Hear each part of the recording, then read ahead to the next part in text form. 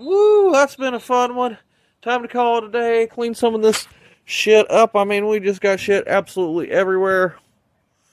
Lord have mercy. Alright, well, I'm going to chill for a minute before I even deal with any of this.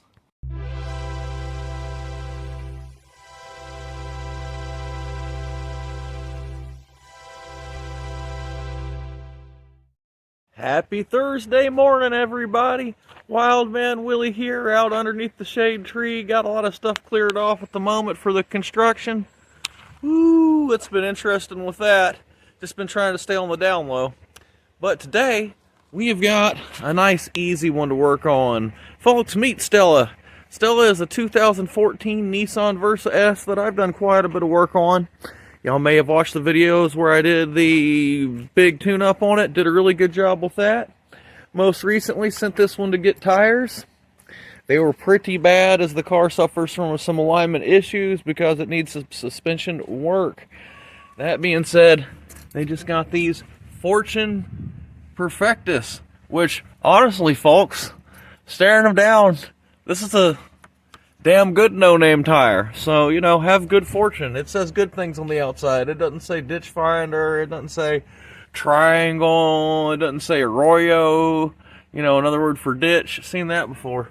Now we look down in here. Oh Lord, it needs brakes. It needs a lot of things. But you know what? That's okay. Because we're going to absolutely stomp its ass. Starting with the rear shocks to make life easy. We got FCS lifetime warranty units for that. Front, complete struts. We've got my electrophoretic brake rotors that you know how much I love by Durgo. We got our Bendix Priority 1 copper-free ceramic pads. New CV axles by Trakmotive. Delphi Technologies inner tie rod ends. Suspensia outer tie rod ends. Sway bar links by Suspensia 2. Moo, you know I don't love them very much, but they made blue bushings for the sway bar links, so we'll do that.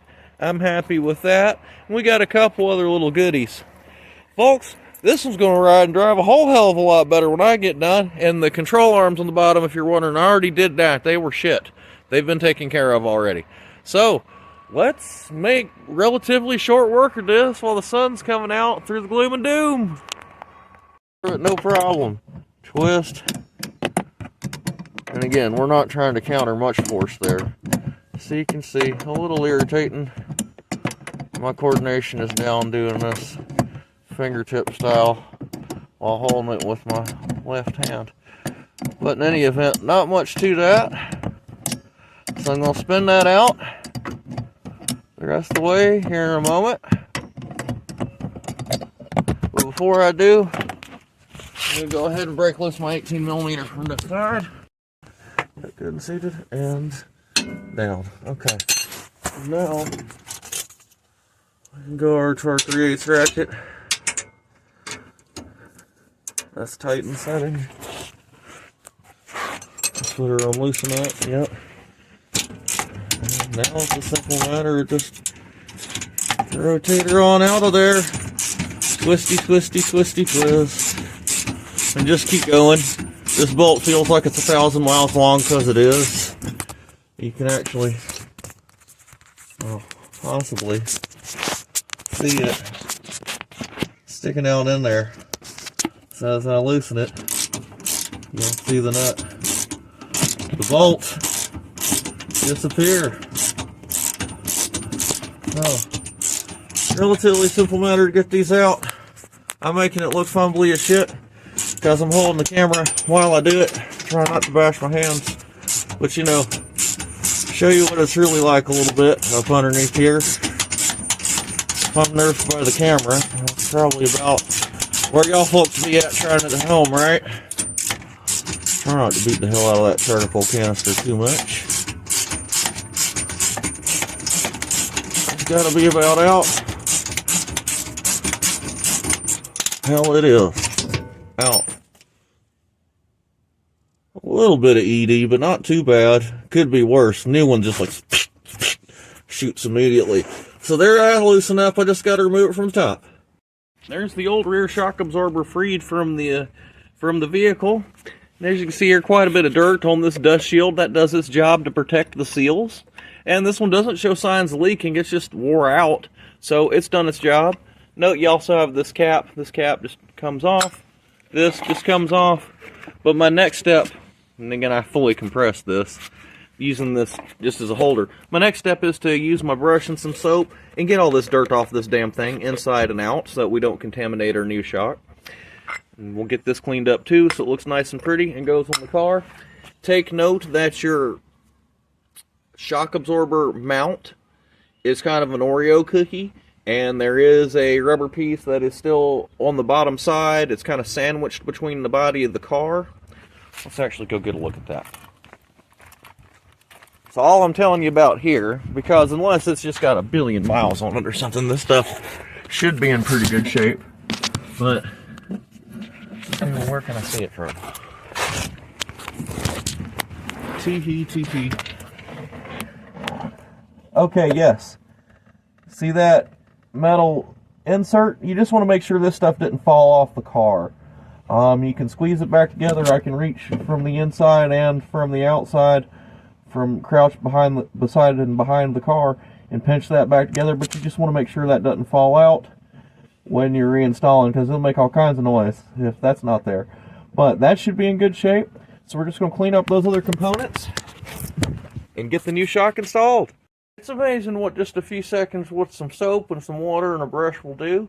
And folks, I'm not saying you must do that to do the job. You don't. But I always just feel like, hell, if I'm taking it off, I want it to go back on clean. I just like people to be able to tell where I was working for it to look nice. And I'm going to very much encourage you to take the extra steps. Every car deserves for every repair to be as nice as you can damn make it. You know, that's the answer. And just because you don't have budget for big expensive parts, you know, maybe you got the less expensive stuff, so be it. Do a good job of putting it in there. That'll make that rubber last longer too. So now we got our new SCS shock absorber assembly. This one comes with a new nut, which is nice, and it's a 17mm, which is extra nice, which means now all of a sudden all my wrenches fit for reassembly. Note we have a plastic safety covering on this one, so that's going to allow me to get the strap off in the following way. If yours does not have a plastic safety strap, do not push the head of that against the ground.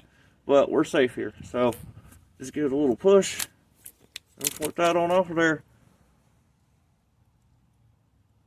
Now, I'll encourage you not to go to mashing your new shocks too many times before you put them in. You're not going to hurt anything, but like the first couple of strokes after it came out of the box are going to be easier than all of them thereafter. So if you can mash it up in there on the first step, that's great. So we'll just knock that off there. I thought I'd be talented enough to use hand number 3.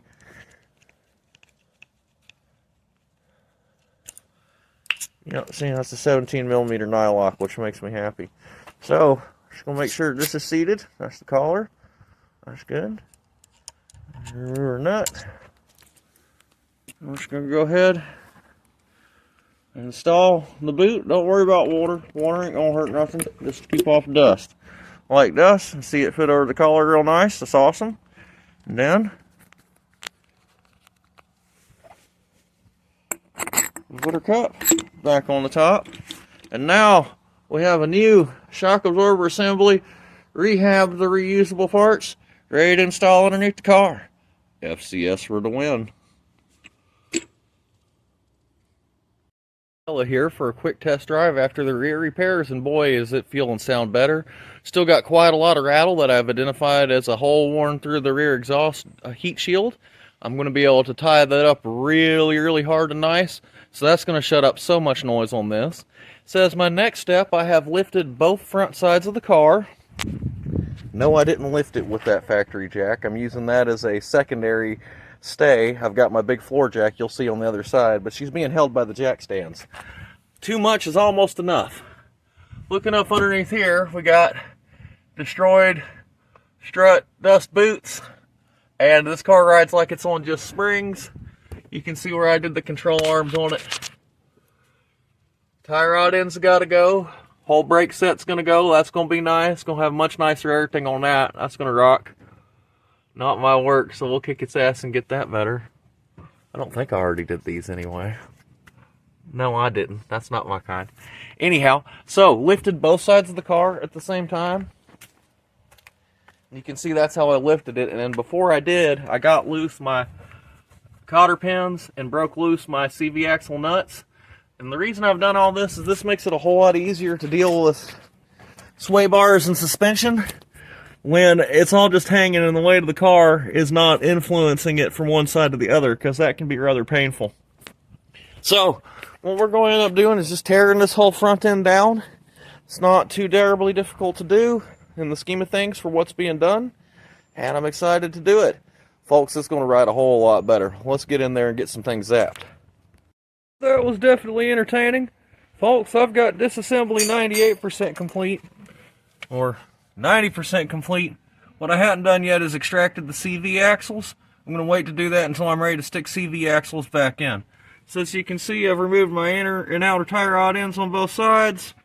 I've removed my sway bar links and my bushings and the bushing caps. Everything is now out of here. This one looks really good. The other side has a little bit of wear to the inner upper bushing, but it is still solid. Wish there wasn't wear. We did these not that long ago, but there were other front end components that needed to be replaced as well, so that put additional stress on them. Off with the bad though. I'm excited. My next step is to clean all this up like somebody. I'm going to do a little scrubbing and a hose down, get out the wheel, make things pretty. We're not going to go too crazy, as I'd like to see this complete or just about tonight. But yeah, you can see what used to be my sway bar bushings there. Over here, the parts pile all laid out as I extracted it. Note to leave the sway bar link attached to the strut and just remove it from the end. Both sides jacked up, and I've done it both sides disassembly so that I'm not fighting against any pressure. So you can see here's everything out of it and laid out the way it goes. No big deal. Got my tie rod ends marked. Used my awesome tie rod end wrench. That is the way. This made short work of the little bands on the inside. I'll be putting zip ties back. So really my next step is to clean things up really good so I can begin reassembly. So we're going to spend a minute with a brush. I might even soap this up and rinse it out and let it dry before I continue. We might take a little short break for a while, but I'm excited, folks. The disassembly is done. Now I get to build a Nissan. Looking way better already. I took the time to dust everything down, wipe it off a little bit, and take my scrub brush and a little car soap and just wash things out from under here. And I'm not trying to make it so clean you can eat off of it. It's not cosmetically perfect. It's just not nasty as hell. So you can see where I stuck my tie rod end boot back on to protect the inside of the rack. Otherwise, everything's waterproof. So I'm going to give this a minute to dry up. Going to let it do its thing. Gonna let my work environment get back dry, which will not take too long. It's kind of warm out here now. You can see that this one's drying up good already. It's not soft and wet under here. So we're gonna give that a minute to dry up, and we're gonna go smoke a big fat bowl, as it's after 4 o'clock, so it's time. So yeah, disassembly is complete. Cleanup is a whole lot better. It'll just be a more fun place to spend time when I get back underneath it after it's dried. And then it's time to build a front end. Really excited for the new components I got. They're better quality than this stuff coming out. I mean, yeah, everything on it is kind of like that. That one could be worse.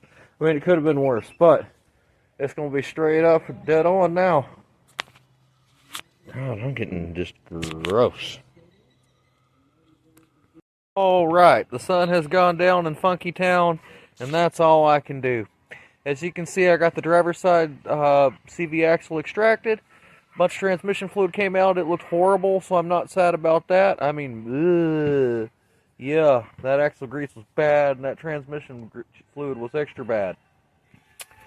Got everything back together mostly on the driver's side. I know y'all can't fully really see that because it's kind of dark. I got my caliper bracket all cleaned up. I got my new hardware in. I got my new brake pads in. These are the old brake rotors because the new brake rotors are totally not the right size. I'm not sure what's going on with that. As you can see, I've got my new strut assembly installed. I've got my tie rod ends in here. Yeah, it's dark now. I need to just put things away. But we've done beautiful work. It's looking good. That one's all solid. That leaves CV axle on the other side and reassembly on the other side, which really isn't that big of an ordeal comparatively. So, woo, that's been a fun one. Time to call it a day, clean some of this shit up. I mean, we just got shit absolutely everywhere. Lord have mercy. Alright, well, I'm going to chill for a minute before I even deal with any of this. Good morning and happy Friday, everybody. Wildman Willie here, out on a cooler Friday morning. The sun is high in the sky, so I expect it will be warming up soon. We're back on the Versa Note, and we're getting back in this bad boy. Shed some daylight on this situation, see where we left off. So, my new brake rotors are incorrect. Good thing my brake pads are. Good. Got my new strut in, my new sway bar link in, new sway bar bushing, inner and outer tie rod end, cleaned up and recycled the old boot. All that looks excellent. We did lose a decent amount of transmission fluid, which is as nasty as it looked, it's a good thing. So we're going to get some of that topped off in that some fucking how. This one has to go out by tonight. I don't see why that would be a problem. This is just clean that brake caliper up with the wheel, put it back on. That's all that has to happen there. On this side, we're fully stripped. We got our old CV axle still in there. Sorry, hubcap. Of course, I didn't snatch it until I'm ready to put one back in. It was getting dark on me. This one's going to be more fun to access, but you know, I'll get it one way or the other. Just watch that sharp ass edges of metal right there. That's what I'm interested in. So there's my sway bar link sitting down. This won't be too bad. This is going to be relatively easy reassembly of nice clean stuff. Wasn't bad last night. I just ran out of time. All this is cleaned up and ready to rock. So the major task of this is getting that CV axle changed. But we're going to start off relatively easy. We're going to get the wheel out. I'm going to clean up this caliper, which is not too bad, but it's going to look pretty damn good. Get that reassembled and then get on to the other side. Woo! Sounds like a plan. Get some caffeine, folks. I'm going to need it.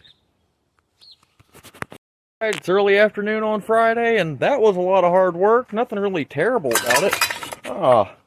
Yeah. See? That's the biggest fight she's given me so far.